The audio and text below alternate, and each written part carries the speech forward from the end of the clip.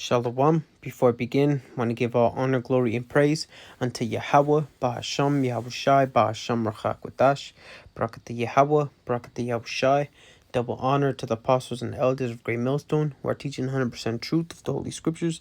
Shalom to the elect, and shalom to the brothers that are pushing the word of Yahweh, Shem, Yahushai in truth and sincerity. And this lesson is going to be entitled Homestead, Vibration of the Coming Chaos. You see, and through the spirit, this movie, it could have been a lot better, right? In all reality, that shit was low key garbage, But nonetheless, it was still the vibration that Esau has been pushing, of terrors and calamity actually touching down on America. Right? You had earlier last year or mid last year, that movie Civil War. Okay. And then now this one, it was going into spoiler alert, right, is gonna get into some parts of the movies, and just bring out scriptures to go with it. But for the most part, it was this shit was kind of whack. I ain't gonna lie. But it was a very good concept, but it wasn't it wasn't made right. You could say they were sugarcoating it.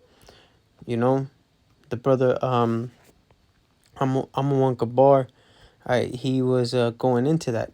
They were basically pussyfooting around, all right, because in reality, there's not gonna be no warning shots and things of that nature. There's not gonna be even any words being spoken. I was just rewatching. Oh, it was I think season 2 of Black Summer, Dark Summer. It's the zombie show on Netflix. And there was a dude. He was hiking in. No, he was running away from a zombie in the cold, right? And he goes into a house, the yard of it, right? And there's a hole in the gate or barbed wire or something like that, right? And he's going through, and there's a sniper, and he shoots the zombie, and then he takes that relief. I could finally take a breath, and the sniper takes his ass out too. All right, because these doomsday preppers, hey man, they're going to be hunted, you could say, right? Because people know, right? Oh, look, he's been buying this and stocking up this and this and that, right? So let's get into it, okay? Because this Esau,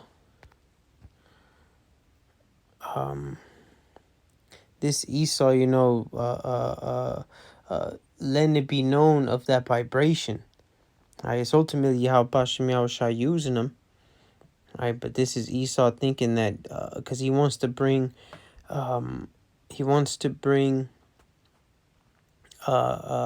what is it, order out of chaos. All right, that's one of their sayings. That's why they have these controlled oppositions, these false flag events, so that way they have the laws. Now it's like, okay, well, the laws is on the books already. We just need something to push forth those laws. All right, and then with that, amen, the people are going to be willing. They'll be begging for there's like a saying where it's will you trade your safety, will you trade your liberty for safety, or your rights for safety, something along them lines. You see, because a lot of people, man, death is going to be everywhere, and they're going to willingly trade their liberties and their so-called freedoms for security, Right? This is Psalms chapter 10 and verse 3. It says, "For the wicked boasteth of his heart's desire, and blesseth the covetous, whom Yahweh Shemiel Shai abhorreth." And the point is at the beginning, right? It's what? Because it's all predictive programming with these elites. It's a form of witchcraft with them. They're letting it be known what they're going to do in the form of movies, shows, and that's them communicating with each other. Those that are in the know, you know. And like I said, that movie, it was I'm gonna lie, the shit was ass, but they coming out with like a series, right? And the series that looks more intense than this actual movie. So Lord willing, brothers could like check that out, that series, because there were certain parts in the movie. I forgot how the dude said, but he was talking about, hey man, this is the American civilians. You know what I'm saying? Because again, these you got these preppers starting militias and this and that, gathering up guns, because that's what oh man, it was this I think he was like a whistleblower, ex FBI agent. He was saying, hey, well, hey man, war is coming, stock up, do this and that. And he was basically saying, hey, get with your neighbors, so that way y'all could hold it down. That's what that whole Homestead was. It was them, like they had their solar panels and all the grains, and you got the people, you got jobs, and they were all set up for the so-called shit hitting the fan. Okay, but now, hey man, it's gonna come right to an end, right? The average comfortabilities, I mean, that's gonna go out the window, right? And just how America, right, they occupy these lands, right, and enforce their policies, right? Just think about Vietnam, right? They were raping the women, right, shooting innocent civilians, raping, pillaging, taking people's is belongings, and basically that American occupation spirit of taking what's mine, and this and that. All right, the killing of the murdering of the innocent. Hey man, that's gonna come to America. All right, you got the Gurkha troops. You having whistleblowers and ex FBI agents talking about the sleeper cells. All right, Manchurian candidates just waiting for the signal to be given. All right, you having all these military aged males from not only China, but also the Middle East. And what, man, they're waiting for them to get cracking, man. This is Isaiah 33 and verse 1. Woe to thee that spoilest and wast not spoiled, and dealest treacherously, and they dwelt not treacherously with thee. That when thou shalt cease to spoil, thou shalt be spoiled. And when thou shalt make an end to deal treacherously, they shall deal treacherously with thee. And that's going to be coming upon America and its people, right? Because the American population, they back these wars. Oh, we're doing it for democracy's sake, for the freedoms of the people. Hey man, y'all don't care about them little the lives of them in the Middle East. You know, y'all is just they try to big themselves up to be the moral police. All right, this is James chapter 2 and verse 13. For he shall have judgment without mercy that hath shewed no mercy, and mercy rejoiceth against judgment. So you see, the it's all reaping what they sow. All right. Yahweh Shem Yahushua is going to bring death and destruction to this place, and it's rightly justified, man. Because what you had in the movie, you had it was what was it? It was an explosion. It was a nuclear explosion happened off the coast of California, and then on the East Coast was them Russians. The Russians, they did a cyber attack. All right. And you've been having more cyber attacks, more you just recently you had China. They got they're doing telecommunications like sabotage, right? They're cutting the wires in the ocean, and also Russia has been accused of doing that as well, so that's a form of sabotage. And it's not unlikely that Russia would do that, right? For them sanctions, for the blowing up of the Nord Stream pipeline, right? It's all get backs. And recently you had Putin. He said that they're going to retaliate more because they intercepted long range missiles from being shot, from America. They're basically they're poking the bear, man. And this is what we want at the end of the day, right? Let me see.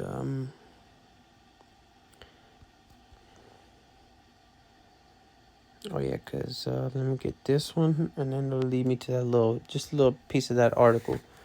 Okay, so this is Second Ezra chapter 15 and verse 15. It says, "For the sword and their destruction draweth nigh, and one people shall stand up to fight against another, and swords in their hands." Right, you having these armed militia, because there was even some other guys, that was like the dude's neighbors, because the homestead, it was somewhere in I think it says somewhere in the Rockies. Right, and there was a dude right next his basically the dude's next door neighbor. He had his people too, right? And when supplies run low, who they gonna go to, right? Because that's what there was people heading towards the homestead, right? And they weren't letting them in. They were giving them a little bit of food, which it was a form of also like women being in control there as well towards the end of the movie, which that was some bullshit. But yeah, man, this is verse Second Ezra 15 and verse 15. For the sword and their destruction draweth nigh, and one people shall stand up to fight against another, and swords in their hands. Right? The modern day sword is the gun. And you had just that, right? You had it was more like a sedition. Verse 16, it says, "For there shall be sedition among men, and invading one another. They shall not regard their kings nor princes, and the course of their actions shall stand in their power." Right? Because you had a certain he was like a mayor or a governor or some, I forget, but he got up in the homestead, and some idiot had let him in, right? So he let him the weapons locker. He was like, I hope you got permits for all these. Can you keep account of all the ammo? He's all, and hey man, I'm gonna come back with the SWAT basically. So he was more of like a prince. You know what I'm saying? He was more like a someone in authority. That's what it's going into, right? This is not, they shall not regard their kings nor princes, right? Because the rule of law is gonna be all it's gonna be chaos. You know what I'm saying? So they gonna do what it do. They're not gonna be paying attention or following the orders of the elected officials. Right? They're gonna do what this is, and their actions shall stand in their power. Meaning that, hey man, forget what they say. We gotta survive. That's what it's gonna be. It's gonna be survival of the fittest out here. It says, and a man shall desire to go into a city and shall not be able. Them lockdowns with curfews and martial law, right? It says, for because of their pride, the city shall be troubled, the houses shall be destroyed, and men shall be afraid. And that's what this little piece right here, this beginning part, right?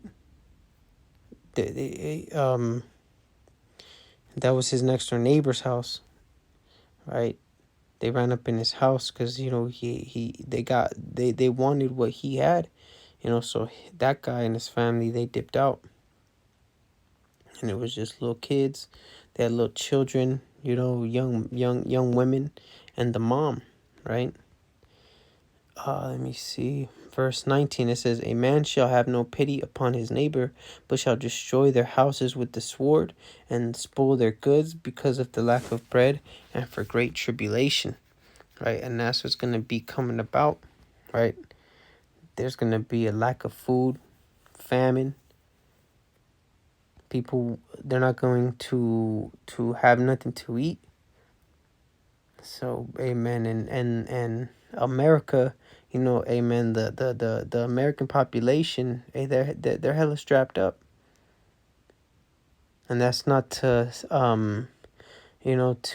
count in the ghost guns that they got, the firearms that are illegally sourced, that aren't on the books, you could say. Because that's what them ghost guns is. It's just 3D printed, right? So, and I always see these different headlines of, oh, this bus comes out and the dude had 3 or 4 ghost guns, and all it is just downloading a PDF file, and then you could just make it in your garage, So let me see. Oh yeah, cause the dude, there's the mayor guy or whatever, governor. He was basically, hey man, can you take account of all of the grains and the water and things of that nature? So, you have some ex-Green Beret. He was that dude. He was on point. He was talking about, hey man, don't give these fucking people shit, right?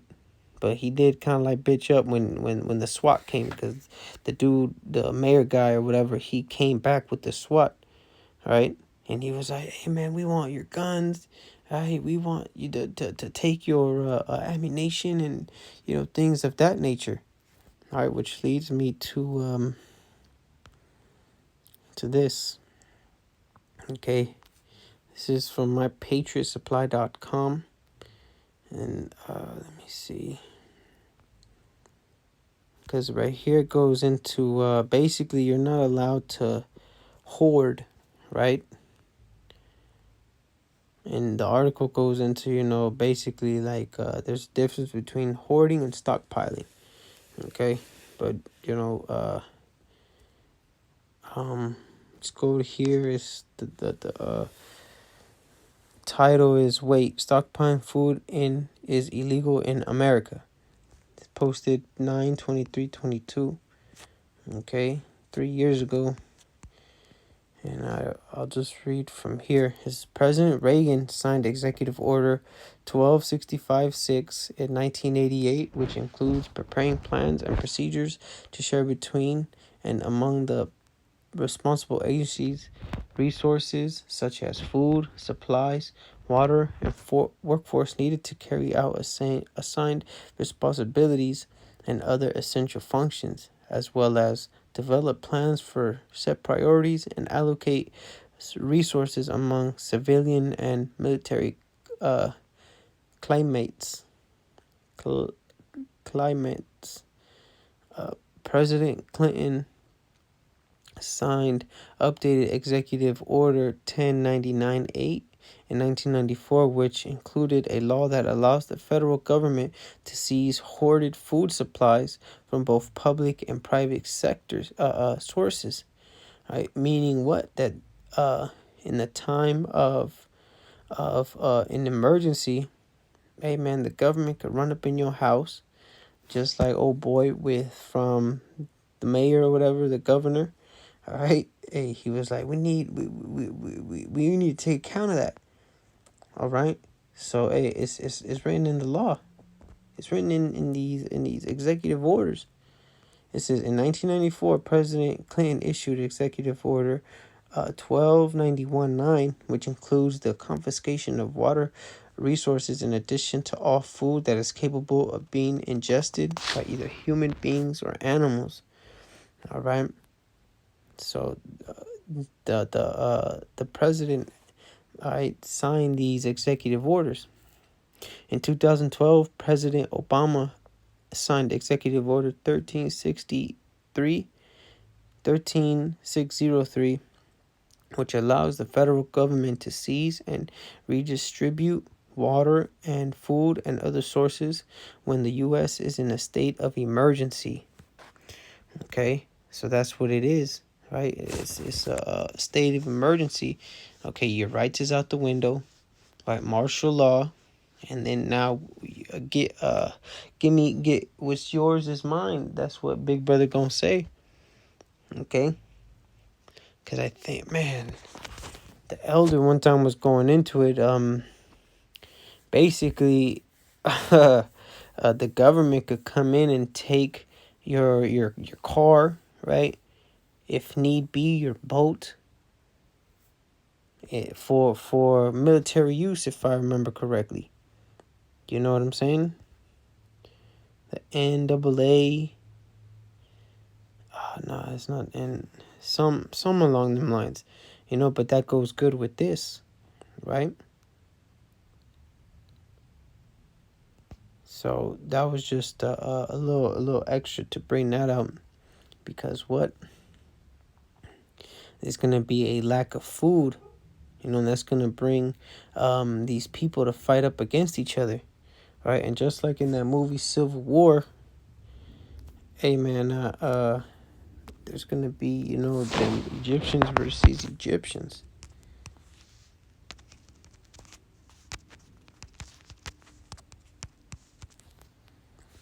The book of Isaiah, chapter 19 and verse 2, it says, "And I will set the Egyptians against the Egyptians, and they shall fight everyone against his brother, and everyone against his neighbor."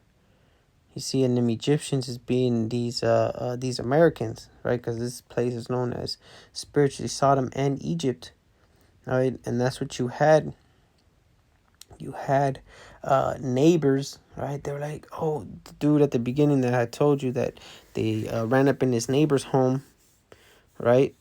And they had guns. And then you also, when he was trying to flee the city, I think it was like a barricade, if I'm not mistaken, right? But there was a group of people that they had their AR-15s or their like rifles, right? And then he was like, "Where are we going, man?" The woman asked, the wife asked the man, "Hey, where are we going?" "We're going to a boy's house, Homestead's house. He got food. Hey man, he planned for this. All right." But again, there's gonna be the love of many's gonna wax cold. It says, "And they shall fight every one against his brother, and every one against his neighbor, city against city, and kingdom against kingdom." So you see, so that spirit, the vibration of chaos, Esau's putting out. Because, hey, man, one false flag, you had that, the whole so-called terrorist attack, and, the Tesla truck blowing up, right? Hey, man, it's just one false flag away for this bitch to be brought down, okay? So, Lord willing, this was edifying, and, like I said, the movie wasn't that good, right? But the concept of it was on point. It could have been a lot better, more violence, more gruesomeness, right? More cold shoulders of the people, right? But again, it was overall, a bad film, right? That's just my take on it. So gonna give all honor, glory, and praise unto Yahweh, Ba'asham Yahushai, Ba'asham Rachak Vadash, Barakati Yahweh, Barakati Yahushai.